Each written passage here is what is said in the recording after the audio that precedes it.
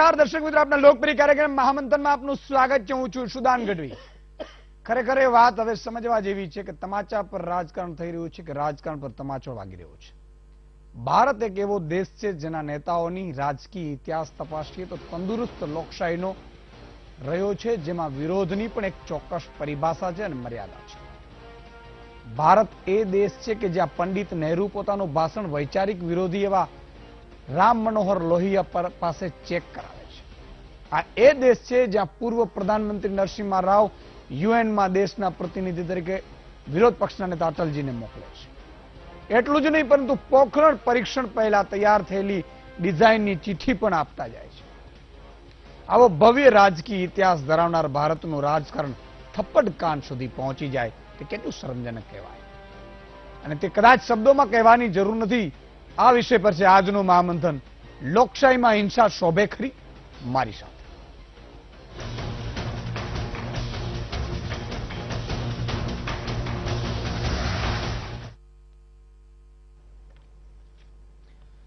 ચૂંટણીનો માહોલ ચાલી રહ્યો છે, તેની સાથે સાથે જૂતા કાંડ પણ ચાલી રહ્યું છે. ગુજરાતમાં ચૂંટણી પ્રચારમાં જૂતા કાંડ નહીં પણ તમાચા કાંડ જોવા મળ્યો છે.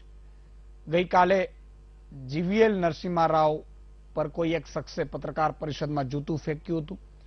તે ઘટના હજુ ભૂલાઈ નથી. ત્યારે પાટીદાર આંદોલન થકી જાણીતા થયેલા અને તાજેતરમાં કોંગ્રેસમાં જોડાનાર હાર્દિક પટેલની એક સભામાં એક શખ્સે તમાચો ચોડી દીધો. ઘટના સુરેન્દ્રનગરના બલદાના ગામની છે, જ્યાં હાર્દિક પટેલ સભા ગજવી રહ્યા હતા. તે સમયે તરુણ મિસ્ત્રી નામના શખ્સે હાર્દિક પટેલને લાફો માર્યો હતો. જોકે બાદમાં આ શખ્સને ઝડપી લેવામાં આવ્યો છે. લાફો મારનાર તરુણ મિસ્ત્રી કડીના જાસલપુર ગામનો રહેવાસી છે. જોકે લાફો માર્યા બાદ સ્થાનિક લોકોએ તેને ઝડપી લીધો છે અને પોલીસને સોંપ્યો છે. લાફો મારનાર વ્યક્તિને હાર્દિક સાથે શું દુશ્મની છે અને શા માટે લાફો માર્યો તે હજુ જાણી શકાયું નથી, પરંતુ હાર્દિકને કારણે એની ફેમિલીને ઘણી વખત તકલીફ પડી હોવાનો મામલો સામે આવ્યો છે. દરેક ભાજપના લોકો નથી ઈચ્છતા ગુજરાતની અંદર 25 વર્ષનો યુવાન ભાજપ સામે બોલે, લોકોને મળે. અને મને એવું લાગે છે કે ભાજપ વાળા મારી હત્યા કરવાનું કાવતરા સાથે આવા લોકોને મોકલી રહ્યા છે. મને એવું લાગે છે કે સુસાઇડ બોમ્બરો દ્વારા કંઈક ને કંઈક એવી રાજનીતિ જોડે ઘટના બની છે, એવી રીતે મારી જોડે ઘટના બનાવશે અને ભાજપ વાળા મને મારી નાખવાનો તમામ પ્રયાસો કરશે. આપ ફરિયાદ કરશો હાર્દિકભાઈ? જોઈએ છીએ, અત્યારે અમે જવાના છીએ, કદાચ મળીશું પોલીસ સ્ટેશને અને વાત કરીશું. હાર્દિકભાઈ આ કોણ હશે ને શું છે, આપને કઈ એની માહિતી? નહીં, મને કઈ ખબર નથી હવે કોણ છે, પોલીસને ખબર. કોને મોકલા હતા તમે? તમે પાટીદાર છો? હું ગજ્જર છું સાહેબ. તો હુમલો કરવાનું કારણ શું? બાકી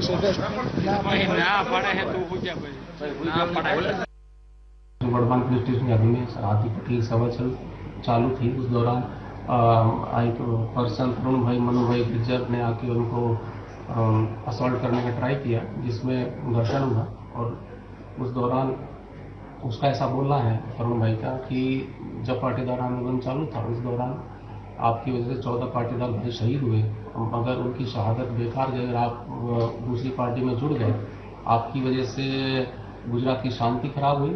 दूसरा उसका एलिगेशन ऐसा था कि જ્યારે पाटीदार आंदोलन जिस टाइम चलता था उस दौरान उनकी पत्नी प्रेग्नेंट थी और जब वो उनको लेके जा रहे थे हॉस्पिटल तो इस आंदोलन के लिए जो चक्का जाम था उसमें उनकी पत्नी को काफ़ी तकलीफ हुआ था. उसका रोष उनके अंदर था. इस बात को रोष को लेकर उन्होंने ये प्रकट किया. बाकी ये किसी पार्टी के साथ जुड़ा हुआ इंसान नहीं है, आम इंसान है. ये कानून पद्धति उसके हिसाब से काम करेगी. મિત્રો, એક પંક્તિ મને યાદ આવે છે, દુલાભાઈ કાગની છે, ભગત બાપુની છે. આમ તો એ પંક્તિમાં સીતાને ઘોર જંગલમાં અમે પુત્રો જણાવ્યા છે, સીતાને ઘોર જંગલમાં અમે પુત્રો જણાવ્યા છે, કૃષ્ણને ભીલના બાણે અમે પોતે હણાવ્યા છે. કલમ ધ્રુજે છે આપણી પાપ પોથી તણી, કલમ ધ્રુજે છે આપણી પાપ પોથી તણી, મહાત્મા ગાંધીને મોહનને અમે પોતે હણાવ્યા છે. આ એવી ઘટનાઓ થઈ રહી છે.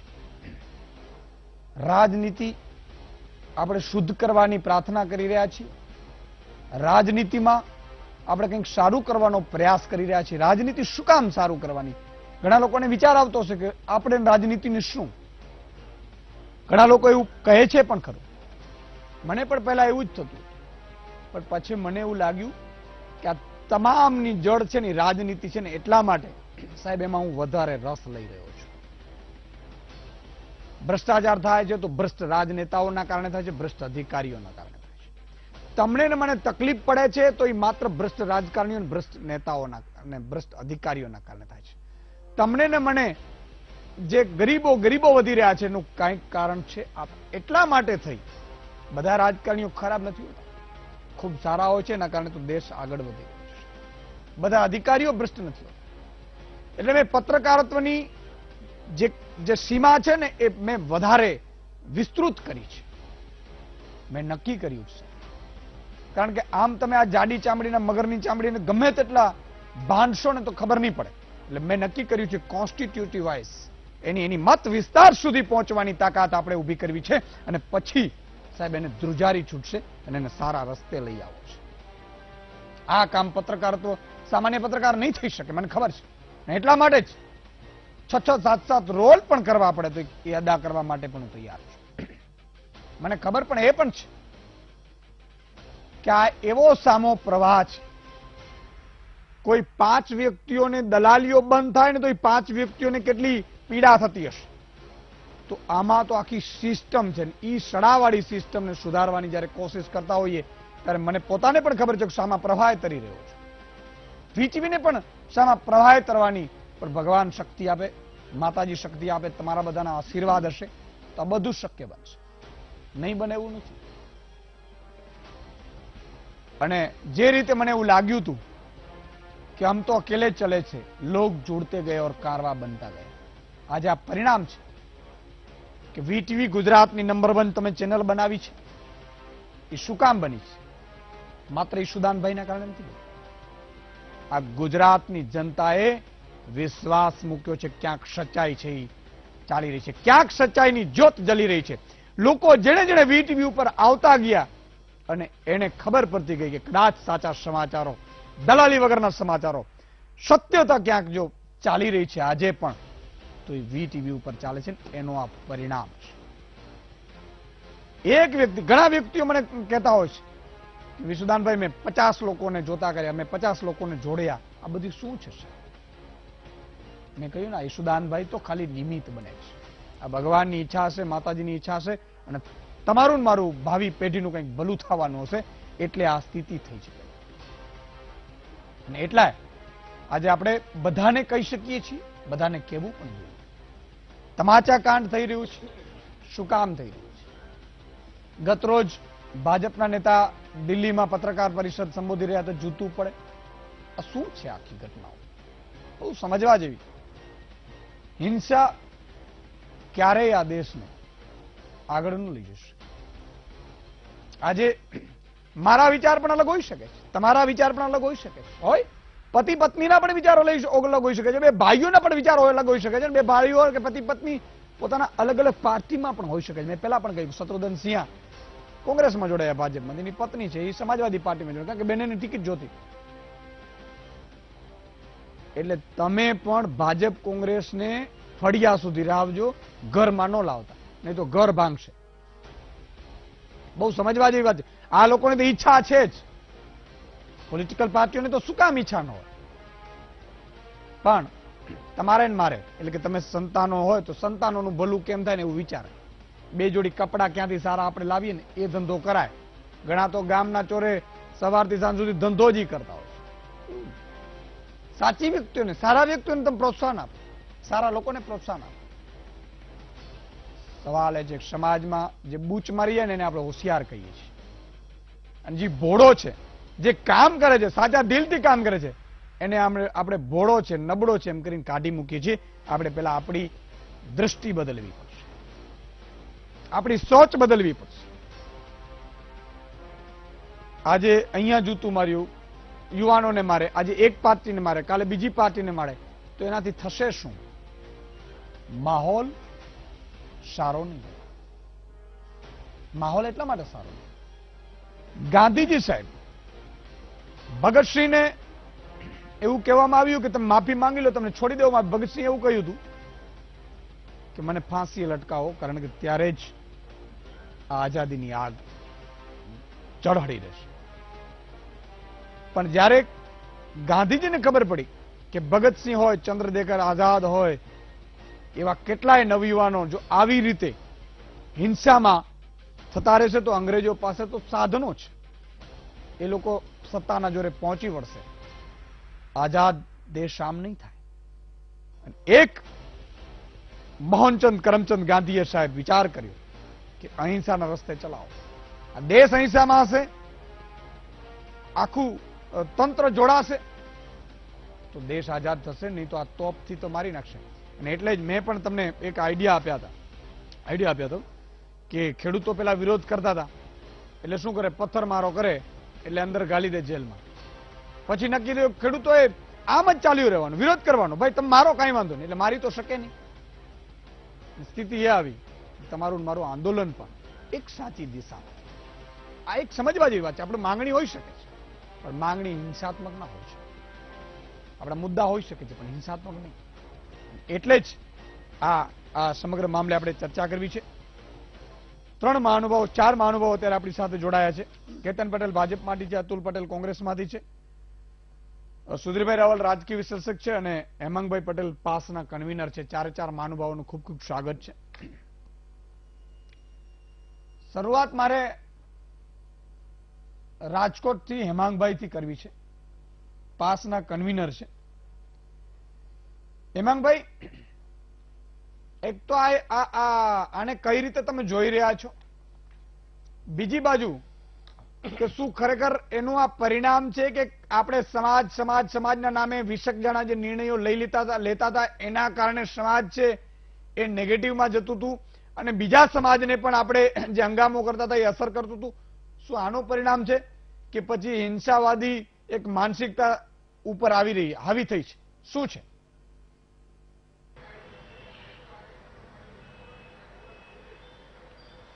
સૌ પ્રથમ તો ઈશુદાનભાઈ અને વીટીવીને હું ખરેખર અભિનંદન આપું છું કે તમે જે વાત કરી એ ખૂબ સરસ હતી. આજના યુવાનોને પ્રેરણારૂપી વાત હતી. અને તમારો જે પ્રશ્ન છે એમાં હું એટલું જ કહીશ કે જે ઘટના જે બની, જે વાતો બની અને જે ભાઈએ આ કર્યું, જેને તમાચો માર્યો, એનું જે નિવેદન છે એ ક્યાંક હજી શંકા ઊભું કરે છે.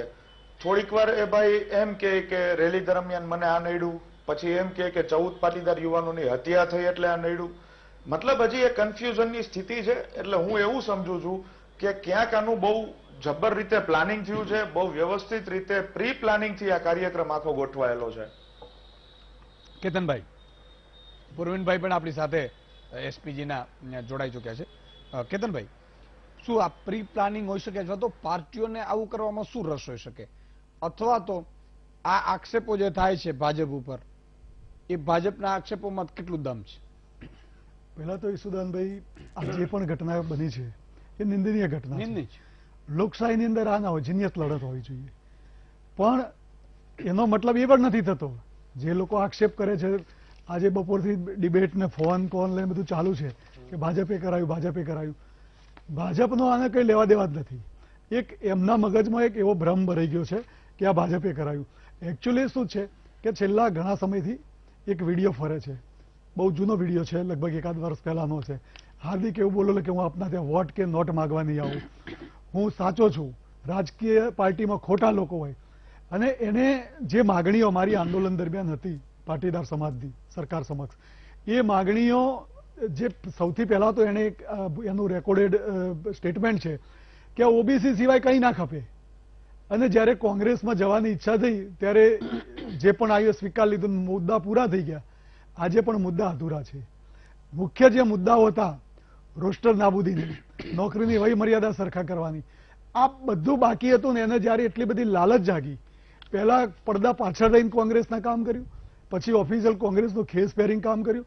એટલે સમાજ અને એ સિવાય જેમ આજે કોઈ બીજી જ્ઞાતિના ગજ્જરભાઈએ આ કૃત્ય કર્યું, એટલે કહ્યું બીજા સમાજોને પણ તકલીફ પડી છે આ બધાથી. એટલે લોકોની અંદર એક રોષ છે, એક આક્રોશ છે. એટલે ક્યાંક આક્રોશ બહાર આવી ગયો, એના ઇન્સિડન્ટ બન્યો હોય. અને ખરેખર તો હું માનું છું ત્યાં સુધી કોઈ પણ રાજકીય પાર્ટી હોય, ભાજપ હોય કે કોંગ્રેસ હોય, અને રાજકીય રંગ આપવાની જરૂર જ નથી. સુદાનભાઈ, ઓકે, રાજકીય રંગ આપવાની જરૂર નથી, પણ હું એવું માનું છું કે તમામે ખેદ વ્યક્ત ચોક્કસ કરવો પડે.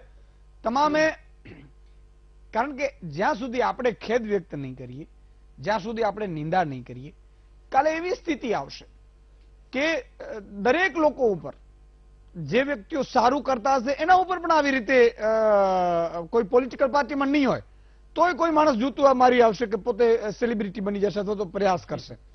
તો એક ઘટના એ છે સુધીરભાઈ કે આવી માનસિકતાનું કરવું શું? કારણ કે અત્યારે સ્થિતિ એવી છે કે મને ખબર છે કે શરૂઆત પી ચિદમ્બરમ ઉપર જૂતો ફેંકાયો હતો અને માણસ હાઇલાઇટ થયો, પછી કેજરીવાલ ઉપર ફેંકાયું છે, પછી ભાજપના નેતાઓ ઉપર ફેંકાણા છે, ઘણી બધી સ્થિતિઓ.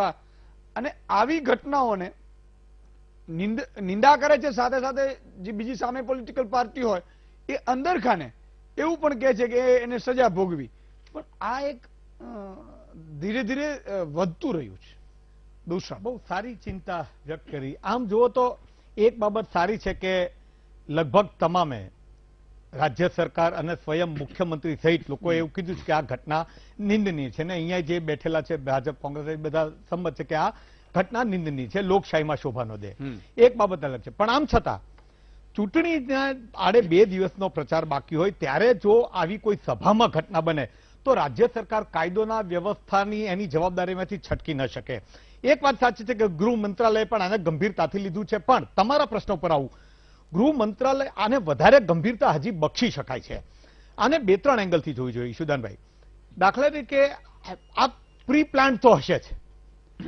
એક વસ્તુ એવી છે કે જે પણ આની તપાસ થવી જોઈએ. પહેલી વસ્તુ, આક્ષેપો તો એવા આવે છે કે કોઈ બીજેપીના યુથ નેતાની સાથે ભળેલા હતા, પછી આ ભાઈ એમ કે છે કે મારો ગુસ્સો હતો, હાર્દિક પટેલનો પોતાના આગળના ક્રિયાકલાપોના કારણે એને અંગત વેર હતો, આવી બધી વાતો આવે છે. એની એક સિરિયસ તપાસ થવી જોઈએ. પણ સરકારી સ્તરે કે રાજકીય પક્ષના રીતે જોઈએ તો કોંગ્રેસ પક્ષ વિરોધ પક્ષ છે.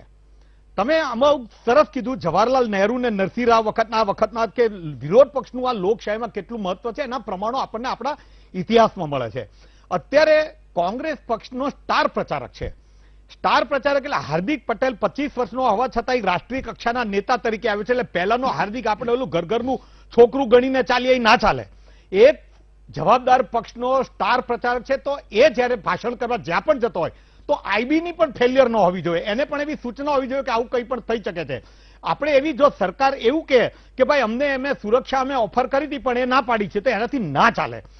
સરકારે પણ એની નિષ્ઠાથી, દાખલા કે આવા તબક્કે કોંગ્રેસને બોલાવવા જોઈએ. અત્યારે કોંગ્રેસના નેતાને બોલાવવા જોઈએ કે પરિસ્થિતિ સંવેદનશીલ છે, તમારો આ હાર્દિક પટેલ ના પાડે છે પણ સિક્યુરિટીની જરૂર છે, તો સરકારની નિષ્ઠા પણ એક સારી દેખાય. પણ જ્યારે અને એ જ રીતે કોંગ્રેસે પણ હકારાત્મક વલણ કરીને સામે જાય, કારણ કે એનો નેતાને બચાવવાની વાત છે. માનો કે હાર્દિક પટેલ એવી શંકા છે કે સરકાર જાસૂસી માટે મોકલે છે, તો એની શંકા જે તે તબક્કે યોગ્ય હોય તો પણ માનો કે જ્યારે આવા 48 કલાકના સંવેદનશીલ મુદ્દાઓ હોય અને જો માહોલ ઇન્ટરનલ બી એટલો ગરમ હોય, જો આમાં એકલી સરકાર અને એ હવે વિરોધ કરતા પાટીદાર આંદોલન દરમિયાનના પાટીદાર નેતાઓ પણ અંદર વૈમનસ્ય છે, એ પણ વાત ખોટી નથી. અત્યારે જ આપણી સાથે એક ભાજપના અને એક કોંગ્રેસના નેતા છે, તે ભૂતકાળમાં હાર્દિક પટેલના સાથીદારો હતા પણ જુદા જુદા પક્ષમાં છે. એ ઉપરાંત 14 જણા જે ગુજરી ગયા છે એનો જે એક અંડરકરન્ટ અત્યારે ચાલી રહ્યો છે ગાંધીનગરની અંદર, હજી 21 તારીખે જે પાટીદારો સંમેલન કરવાના છે નથી કરવાના એ ચાલી રહ્યું છે. આ પાટીદાર આંદોલનના મૂળિયા હજી એમ છે ક્યાંક ને ક્યાંક. એટલે અંગત રાગવેશના પણ ચાન્સીસ છે, રાજકીયના પણ ચાન્સીસ છે.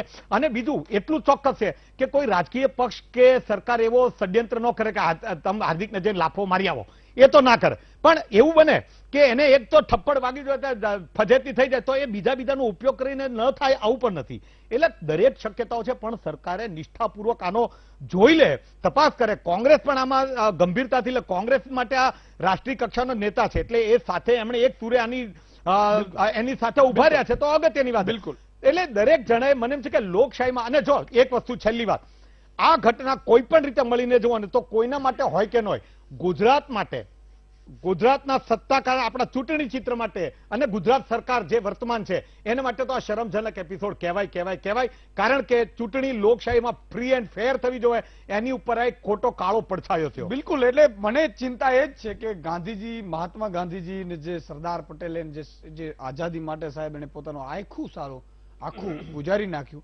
અને એમને એવું હતું કે આ રાજાશાહી અથવા તો અંગ્રેજ શાસન છે એની નીચે રાજાશાહી હતી.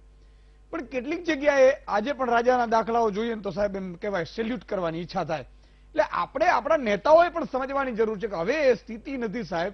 જનતાની તમે પરીક્ષા ન લો, તમે પરીક્ષા કરી રહ્યા છો જનતાની. જનતાને મૂર્ખ ન બનાવો. જનતાને આપી ન શકો તો કાંઈ નહીં, તો તમે વાયદાઓ ન કરો. અને જો વાયદાઓ કરો તો સાહેબ પ્રાણ જાય પણ રઘુકુલ રીત સદા ચલી જાય, પ્રાણ જાય પણ વચન ન જાય. એ વાયદા પૂરા કરો, નહીં તો લોકશાહી માટે ખતરારૂપ કોઈ હશે ને તો આજના નેતાઓ હશે, મને એવું લાગે છે. અતુલભાઈ, તમારે કઈ કેવું? બધી વાત તો જે ગાંધીનું ગુજરાત છે, આપણે જે છેલ્લા 3-4 વર્ષથી ખાસ કરીને આજે રાજકારણ થઈ રહ્યું છે, કેતનભાઈને અમે બધા સાથે ખરાબ નિવેદન નથી આપતા. આજે જે હાર્દિક પટેલ ઉપર હુમલો થયો, અગાઉ ઋત્વિક પટેલ ઉપર પણ હુમલા થયા હતા, હું એને પણ વખોડું છું.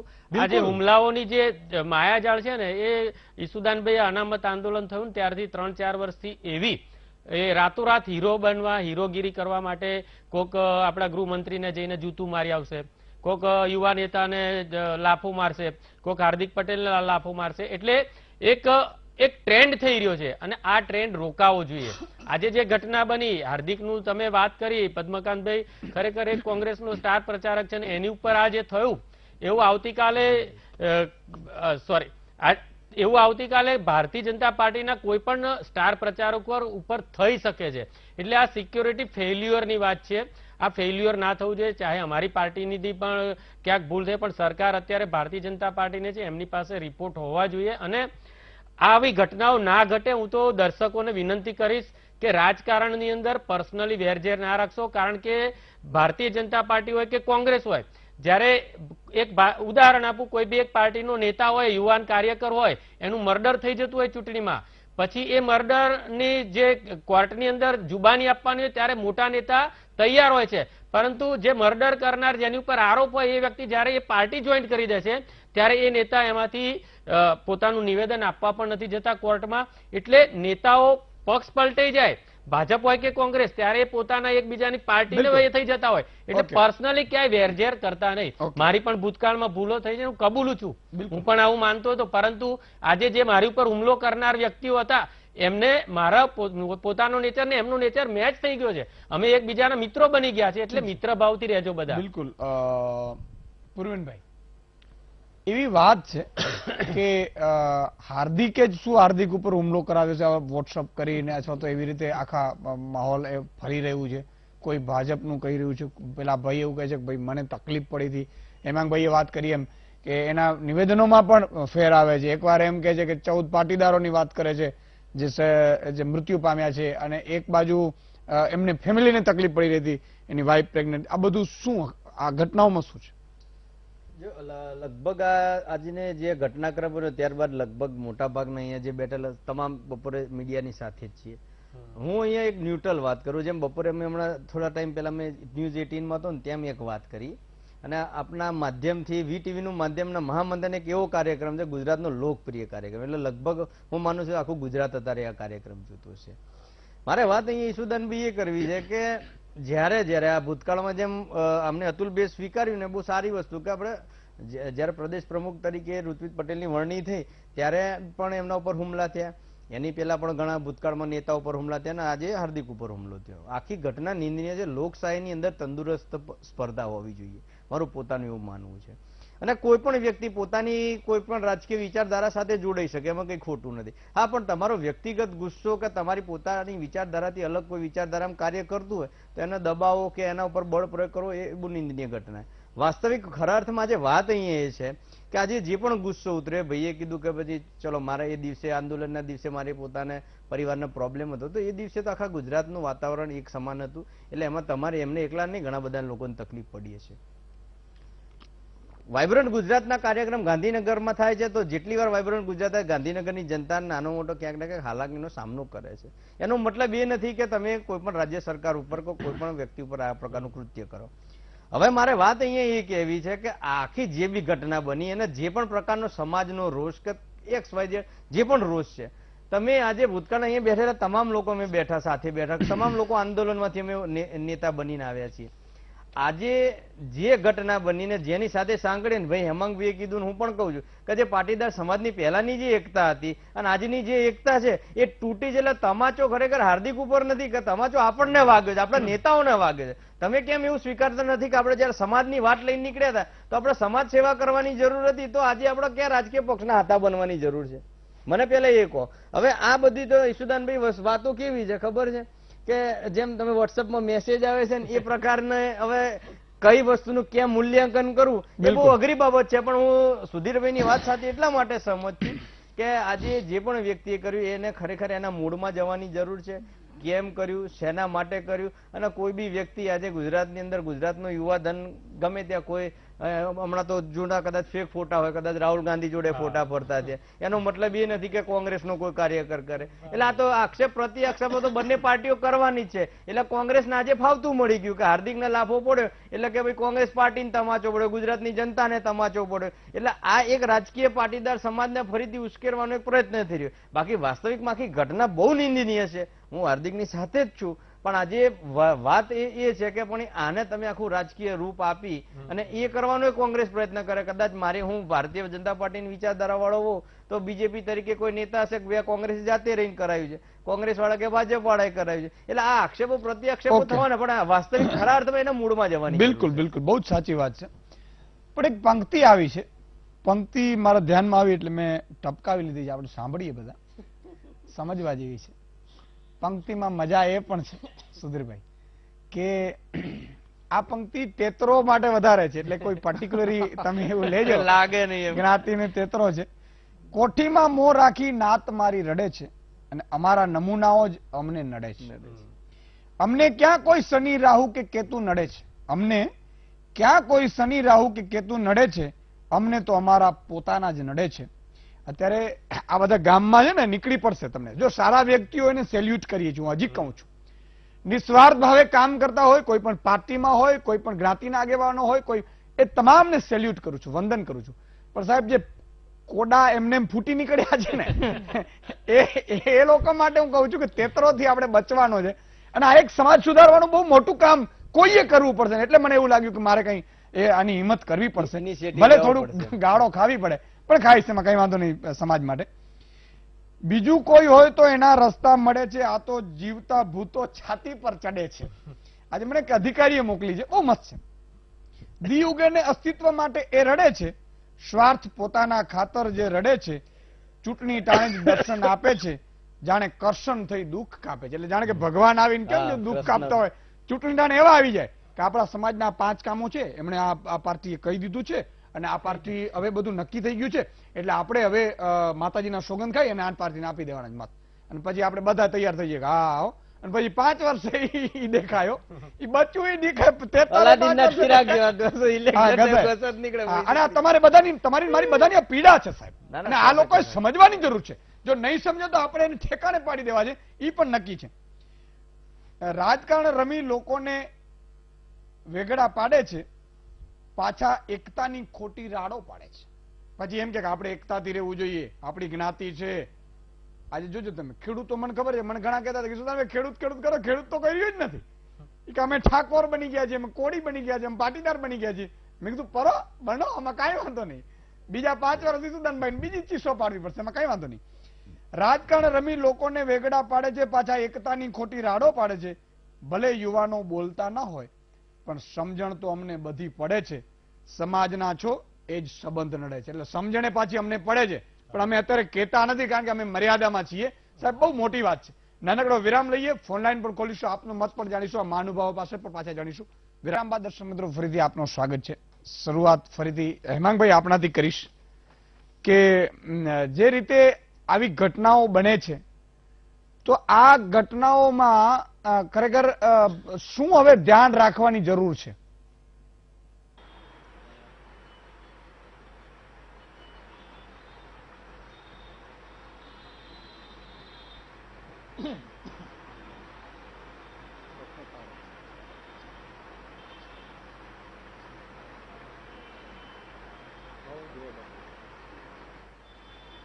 નહીં, એ લાઈવ કીટ ઉપર છે ને.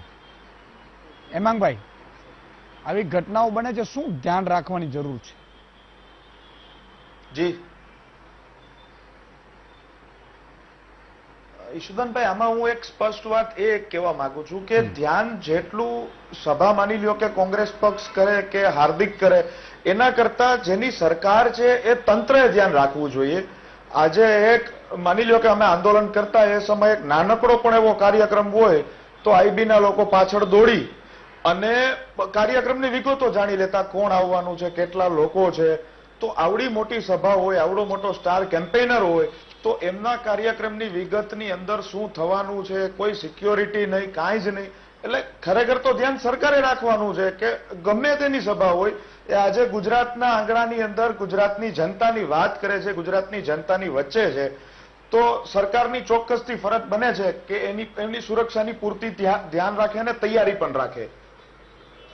ઓકે, કેતનભાઈ. સુરક્ષામાં તો હેમાંગભાઈએ જોયું હશે, વિડીયો દ્વારા જોયું કે અસંખ્ય પોલીસ ત્યાં છે, પણ રાજકારણની અંદર જે વાતાવરણ, જે અત્યારનો માહોલ હોય છે કે જે ભાઈ થપ્પડ મારે છે એના હાથમાં એક સાલ છે, એનું સ્વાગત કરવા જઈ રહ્યો છે અને સ્વાગત કરવાના બહાને એની ઉપર એ થપ્પડ મારે છે.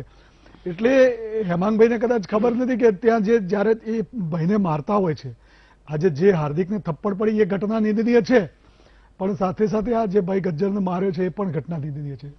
કારણ કે એને એટલી હદે માર્યો છે, એના કપડા કાઢી નાખ્યા છે, એ પણ નિંદનીય છે, એ પણ બિલકુલ નિંદનીય છે. એટલે અસંખ્ય પોલીસ ત્યાં છે વ્યવસ્થાના ભાગરૂપે, પણ ચૂંટણીમાં જનરલી એક ઓછા સમયની અંદર જયારે આ બધું માહોલ થતું હોય, અને ત્રીજું હાર્દિકને સિક્યુરિટી આપવાની 2017 થી વાત ચાલે છે સરકારે, પણ હાર્દિકને પોતાને સિક્યુરિટી જોઈતી નથી અને ગુજરાત ગવર્મેન્ટની સિક્યુરિટી પર વિશ્વાસ નથી.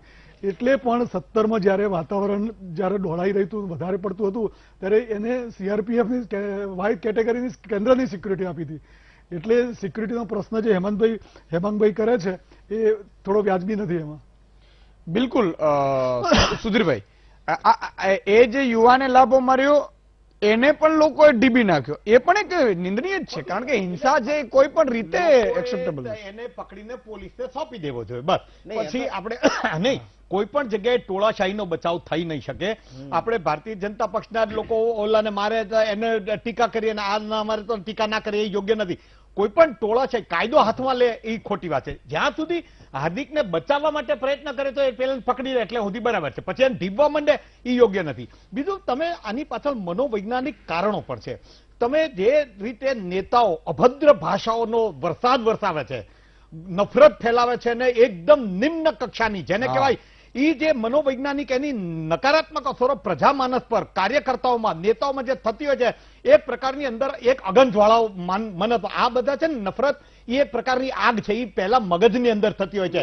એક મિનિટ, એટલે એ જે પ્રમાણે તમે નફરત ફેલાવો, એ નફરત તો પછી ક્યાંક ને ક્યાંક આવી રીતના ગુસ્સો ને રોષ આવી રીતના, એમાં કોણ ભોગ બને એનું કઈ નક્કી જ નથી હોતું. કોઈ વાર ભાજપનો કોઈ નેતા ભોગ બની જાય, કોઈ વાર કોંગ્રેસનો નેતા ભોગ બની જાય, પણ જવાબદારીમાં આ બાબત એટલા માટે જરૂરી હોય છે કે તમે અભદ્ર ભાષાનો ઉપયોગ ન કરો. તમે લોકોને એકદમ ઉતારી પાડે ત્યાંથી હાવ જુઠ્ઠાણા ફેલાઈને ગાળાગાળી કરવા માંડો, એના પરિણામો જુદી રીતે વિકૃત સ્વરૂપે આવી ઘટનાઓમાં બહાર આવતા હોય છે. એમાં પક્ષનો સિમ્બોલની જરૂર નથી.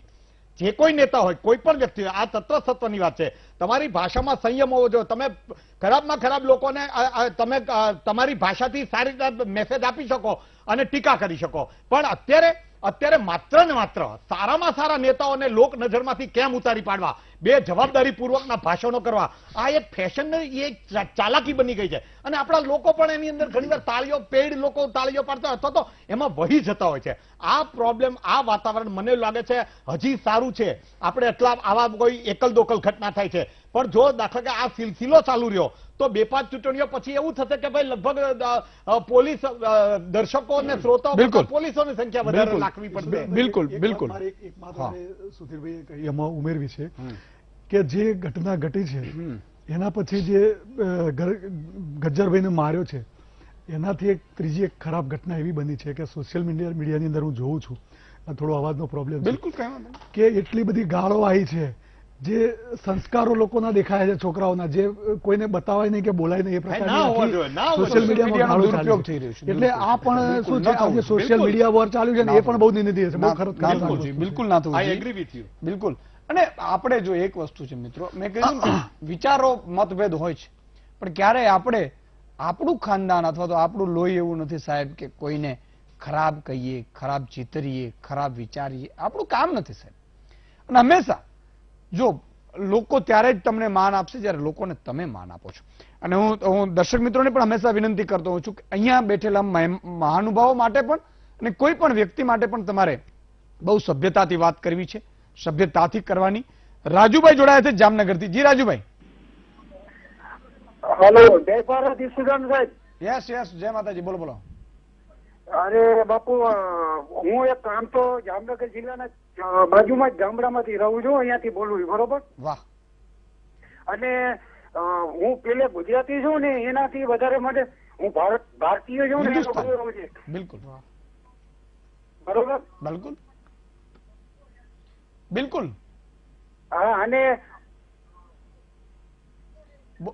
બોલો બોલો, તો બીજાનો વારો આવે રાજુભાઈ. અરે બાપા, અને સાહેબ મારે અમારે ક્યાં ગોતવા જવું? શું આ તમારો અવાજ કપાય છે? રાજુભાઈ નો અવાજ કપાય છે. ઠીક છે રાજુભાઈ, માન લાગ્યો છે. મનસુખભાઈ જોડાયા છે બાદલપુર થી. જી મનસુખભાઈ.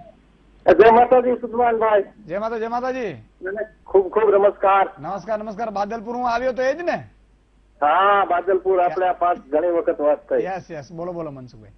હવે ઈસુદાનભાઈ, આ જે હુમલા થાય છે, હા, તો આ કોંગ્રેસના નેતા ઉપર જ કેમ થાય છે આપણો, અને આ ભાજપના નેતા ઉપર નાનામાં નાનો કાર્યકર હોય તો કોઈ ઉપર નથી થતા? નહીં મનસુખભાઈ, ભાજપ ઉપર પણ થાય છે. ગતરોજ પણ થયું હતું, એ પહેલા પણ ઋત્વિજ પટેલ ઉપર પણ થયેલું છે, ભાજપના લોકો પર પણ થાય છે. આજે ઓલા બેન ઉપરથી રેશમાબેન પટેલ ઉપર હવે દવાખાને દાખલ કરવા પડે.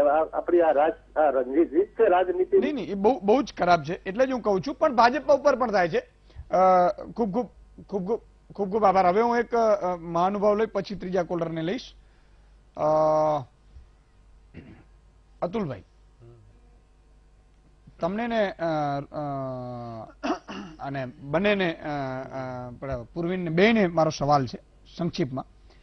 અલ્પેશ ઠાકોરે આજે એવું કહ્યું નિવેદનમાં કે 14 જણા જે મૃત્યુ પામ્યા છે એ હાર્દિકના ભાષણોના કારણે, એટલે કે જે ઉશ્કેરણીજનક ભાષણો થાય એના કારણે મૃત્યુ, એટલે હાર્દિકે જવાબદારી સ્વીકારવી જોઈએ. આ શું?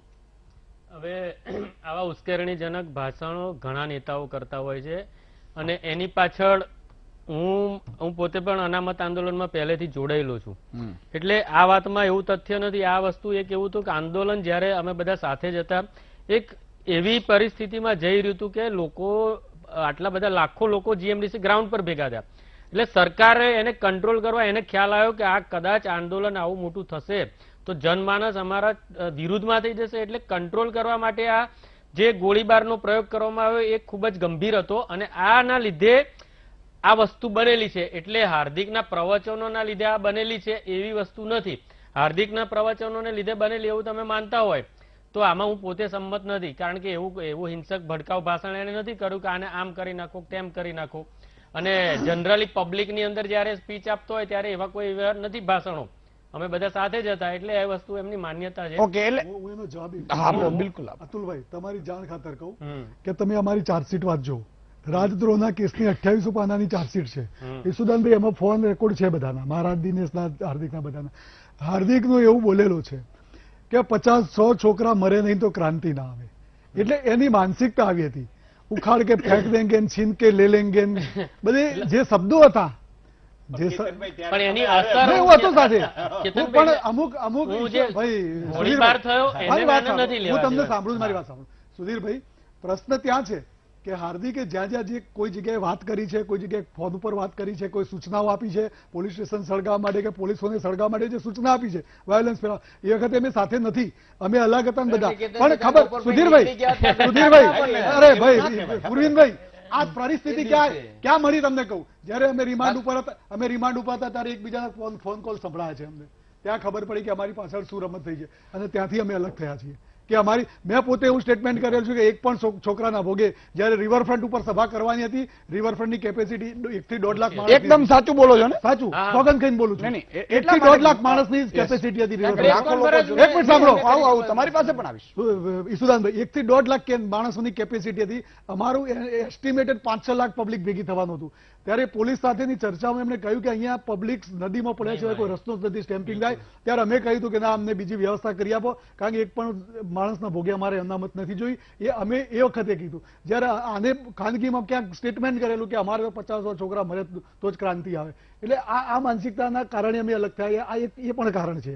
એટલે જે ભાષણોમાં બી અને જે કહ્યું છે છીન કે લે લેંગે નહીં દેંગે, તો બધા ઘણા બધા શબ્દો એવા છે જે બોલાય નહીં. એટલે અલ્પેશે આ કહ્યું, એટલે અલ્પેશ તો આમ તો એના મિત્ર હતા, પણ ખબર નહીં હવે પાછા અલ્પેશે કહ્યું કયા અર્થમાં કહ્યું મને ખબર નથી, પણ જ્યાં હું જે જાણું છું જે ચાર્જશીટમાં છે કે આની જે બે માનસિકતા દર્શક છે, મિત્રો એ લઈ લો, માફ પછી કરજો. પૂર્વિન તારી પાસે આવું. તમારી પાસે વિનુભાઈ મેંદરડાથી છે. જી વિનુભાઈ. નમસ્કાર, જય માતાજી ઈશુદાનભાઈ. નમસ્કાર, જય માતાજી, જય સોમનાથ. હવે એ તો બધું ઠીક, આ તો બધું હવે, પણ હવે એમાં આપણે ચૂંટણી બાબતથી વાત છે કે અટાણે આ ચૂંટણીનો માહોલ છે. હવે એમાં તમે કીધું એમ 13 ગામ અત્યારે ફરી રહ્યા છો. એનાથી ચેતવાનો હવે તમે જરીક મેસેજ જો પબ્લિક ને આપી દો ને તો સારું પડે, કારણ કે આ 13 થી ચેતે એમ જરાક. એટલે ઈ તો વારંવાર આપતો રહું છું, પણ જો મારી એક મર્યાદા છે, હું એક એવો ધર્મ નિભાવી રહ્યો છું કે મારે જાહેરમાં સોગંદ ખાવાનો હું કોઈ પક્ષથી પ્રેરિત ન હોવું જોઈએ, મારું પણ, કારણ કે મારે પણ હંમેશા એલર્ટ રહેવું જોઈએ. એટલે અને તો જ લોકોને વિશ્વાસ આવે, પક્ષોને વિશ્વાસ આવે, અને તો જ આપણે સાચું પત્રકારત્વ કરી શકીએ. પણ તમારે જે ઓળખવાની છે 13 ને. ખૂબ ખૂબ આભાર. યશવંતભાઈ જોડાયા છે સુરેન્દ્રનગરથી. જી યશવંતભાઈ. હેલો ઈશુદાનભાઈ. હાજી. હેલો, હું તમારો બહુ ફ્રેન્ડ છું. થેન્ક યુ સાહેબ. અને જ્યાંથી મેં તમારું મહામંથન જોયું છે ત્યારે તો વધારે ફેન થઈ ગયો છું. વાહ, બધા ફેન છીએ. હા, એટલે મારું એવું કેવું છે કે જો સરકારી સ્કૂલો હોય, બરાબર, ચોક્કસ વાત, સરકારી સ્કૂલની ધારણામાં પ્રાઇવેટ સ્કૂલો આજે વધારે છે સુરેન્દ્રનગરની અંદર, અને સરકારી હોસ્પિટલો છે તેના કરતા પ્રાઇવેટ હોસ્પિટલો વધારે છે. અને આ જો સુરેન્દ્રનગર જ હોય તો આખા ગુજરાતમાં આ પરિસ્થિતિ જોવા જાવી તો સરકારી હોસ્પિટલ કેમ વધારે નથી હોતી? બિલકુલ તમારી વાત યશવંતભાઈ, કેમ વધારે નથી હોતી? બિલકુલ એના માટે આપણી લડત ચાલુ જ છે, શિક્ષણ અને હેલ્થ બંને માટે, અને એટલા માટે 5 લાખ વાળી આયુષ્યમાન આવી છે. પણ હજી આપણે એના માટે એનાથી પણ વધારે આ ચૂંટણી પતે પછી પણ આ એક અભિયાન મારું ચાલુ રહેશે. ખૂબ ખૂબ આભાર. જે રીતે પૂર્વિનભાઈ તમારો વારો. આ જે હાર્દિકભાઈની જે આણે જે નિવેદન કર્યું એ મારો એ જ સવાલ છે કે આ છોકરાના મૃત્યુ પામ્યા એ કે જવાબદાર અથવા તો લેવી જોઈએ, આને શું કહેશું? હું સૌથી પહેલા તો આને વખોડું, અતુલભાઈ ખરેખર એમની પાર્ટીના નેતા જેટલા ના બોલી શકે, બાકી ખરેખર પાટીદાર તરીકે ખેસ ઉતારીને બોલવું છે કે જયારે હાર્દિકના બધા આખું આંદોલન ચાલુ થયું ત્યારે અમે બધા સાથે હતા, અને દરેક જગ્યાએ અમે ઉગ્ર ભાષણો કર્યા જ છે. અમે ઘણી વાર જગ્યાએ કીધું છે કે કઈ બી થશે પહેલી ગોળી હું ખાઈશ, આવા બધા બી ભાષણો કરે. એટલે એક માહોલ બનાવવા માટે આ બધી ભાષાનો કોઈ પણ રાજકીય નેતાઓ પ્રયોગ કરતા જ હોય છે. એમ તો આપણા નરેન્દ્રભાઈ પણ જોરદાર વક્તા છે, બહુ સારા વક્તા છે, એટલે બોલે જ છે, એમાં કઈ ખોટું નથી. પરંતુ જે આજે અલ્પેશ ઠાકોરે જે નિવેદન આપ્યું, એક મારા પાટીદાર તરીકે અને આંદોલનકારી તરીકે હું હાર્દિકનો બચાવ નથી કરતો, પણ એને પણ એના ભાષણોમાં ઘણીવાર એમને પણ ઉલ્લેખ કર્યો છે કે ભાઈ તું કયા ખેતનો છે, તું શું છું, તું અમે 4 કરોડ લોકો રોડ ઉપર ઉતરી આવીશું જો આ લોકોને મળશે તો આમ તે, તો એ કઈ ભાષા હતી? અને આજે તમે પાટીદાર સમાજનો અમારા વિચારોનો વિરોધ કરીને તમે આજે કોંગ્રેસ પાર્ટીમાં બેઠા છો, અને એ જ પાર્ટીની અંદર આખો શંભુ મેળો ભેગો થયો છે. આજે અતુલભાઈ ખુલીને નહીં બોલી શકે, એ મને એ વાતનું દુઃખ છે, પણ ખરેખર એમને બોલવું જોઈએ કે એમની પાર્ટીના નેતા છે ને આજે એમની પોતાની જે પ્રેશર ટેકનિકના લીધે અત્યારે ક્યાં ખૂણા મુકાઈ ગયા છે. આજે કદાચ આ મામલો ઉત્પન્ન થયો એટલા માટે આપના માધ્યમો કદાચ એમને બાઇટ લેવા માટે ગયા છે, બાકી તમે જો ચૂંટણી ક્યાં દેખાય છે. એટલે ખરેખર ગુજરાતની અંદર પાટીદાર સમાજના નહીં, બિલકુલ એ પણ મોટા હા મોટા થવા માટે પાટીદાર સમાજનો વિરોધ કરીને જ અત્યારે પોતપોતાના લોકો બેસી ગયા છે. બાકી બીજું આમાં ઈશુદાનભાઈ કઈ છે નહીં. વૈચારિક વિરોધ અને વ્યક્તિગત વિરોધ અને આવી ભાષાના પ્રયોગો, આવી ભાષાના પ્રયોગો દરેક લોકોએ, દરેક સામાજિક નેતાઓએ પોતાના જ્યાં મંચ મળ્યું છે ત્યાં કર્યા જ છે. પરંતુ ખરેખર આની હકીકત આજે અત્યારે કોલરે જે આપણને પૂછ્યું, ખરેખર વાસ્તવિક અંદર 2 વસ્તુ જરૂરી છે. એક તો પ્રજાએ જાગૃત બનવાની જરૂર છે, અને નેતાઓ તો ઓટોમેટિક જાગૃત બની જશે. બિલકુલ, જો પ્રજા સાથ નહીં આપે તો પછી નેતાની જરૂર જ નથી. પ્રજા છે તો અમે છીએ. આજે પાટીદાર સમાજે અમને આટલો ટેકો આપ્યો ત્યારે અમે આપણા માધ્યમ ઉપર આ બેસીને ચર્ચા કરીએ. બાકી જો સમાજ સાથ ના આપે તો બીજા કોઈને નેતા બનવાની જરૂર જ નથી. એટલે પબ્લિકે જાગૃત થવાની જરૂર. બિલકુલ બિલકુલ. હેમાંગભાઈ કંઈક કહેવા માંગે છે, પણ હું આમ તો બોલી દઉં. ચાલો પછી બ્રેક લો. હેમાંગભાઈ અમે ઓછું બોલે છે એટલે વાંધો નહીં, 1 મિનિટમાં પૂરું થઈ જશે.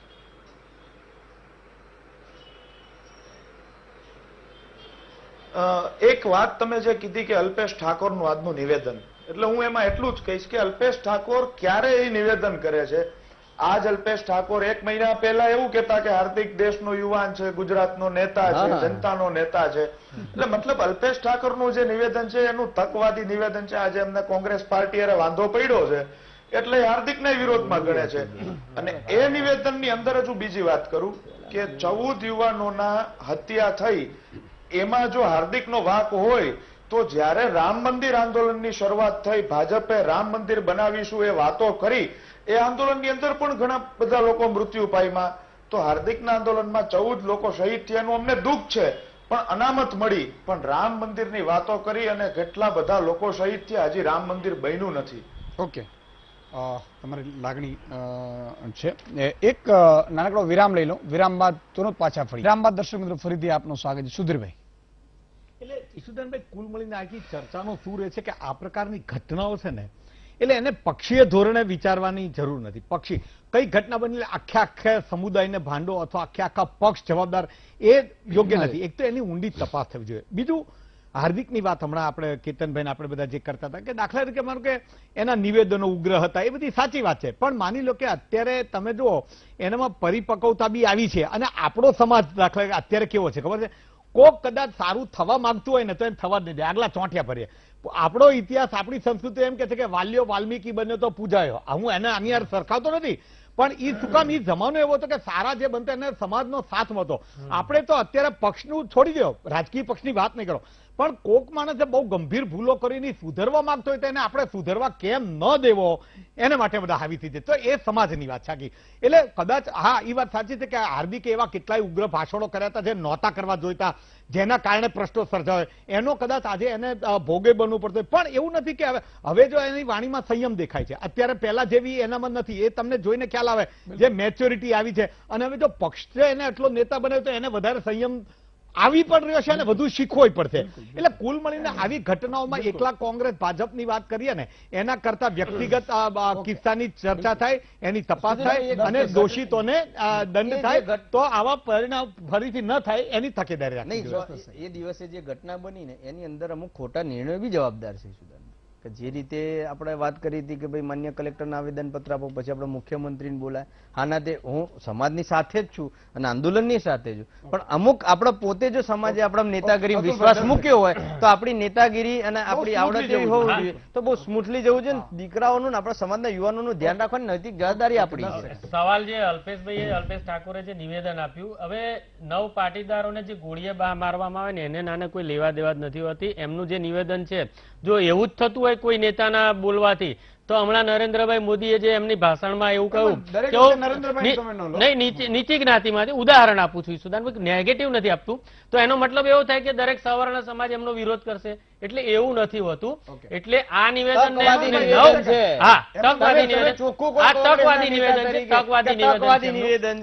એમના સમાજની અંદર એમની હમદર્દી ઘટી રહી છે, એટલે હમદર્દી ઉભી કરવા માટે આ નિવેદન છે. એમાં ભાઈ 10 સેકન્ડ.